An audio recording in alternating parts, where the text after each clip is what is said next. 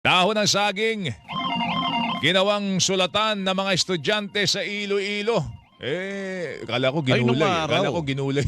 Nung sabi nung Oo. mga ano natin, mga nakatatanda. Mga ninuno. Nung araw, oo. Mga ninuno. Ginagamit na sulatan talaga Sulatan ang talaga. saging. Oo. Dahon ng saging. Pero dahil wala pa silang papel, ano bang balita tungkol dito? Si Ivan Aguana, Super Radio Iloilo. Ivan, pasok!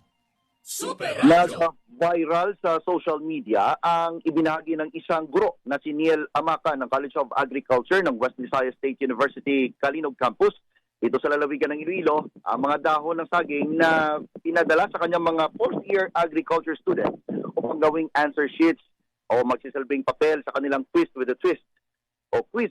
Ayon kay Sir Neil, na naisip nito na gawin ang pagsusuri sa kanyang subject na Agri 120 Post-Harvest Handling and Technology, kung saan ang kanilang topic ay packaging. Naaalala nito na noon pa man ay nagsisilbing supot ng dahon ng saging, lalo na kung di pa uso ang plastic. O yan, pambalot ng kanin yan, pambalot ng ulam, di ba? O yan. Ngayon pala, pwede palang gamitin panulat din. Oo. Pwedeng pad Pad paper, ganun. paper ba? Pad Banana leaf. banana. Pad banana leaf. Ano nangyari? Ano nangyari kay Ivan? Ayan. Ivan? Ayan. Okay na. Ivan. Yes. Yan. Ay, Okay.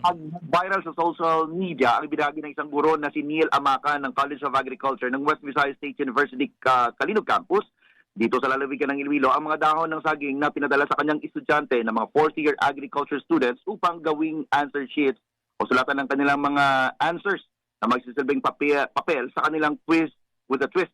Dahil kay Sir Neil na naisip nito na gawin sa pagsusuri sa kanyang subject na Agri 120 Post-Harvest Handling and Technology, kung saan ang kanilang topic ay packaging.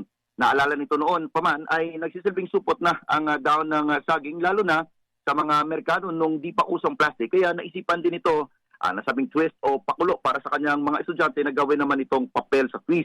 Mayroon itong dalawang section na tinuturuan na pinubuo ng 21 at 29 na mga mag-aaral.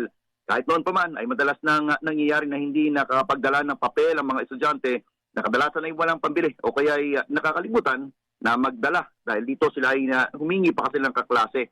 Sa viral post ng guro, makikita ang no paper, no problem, quiz sa dahon ng saging, bring your own dahon at quiz with a twist.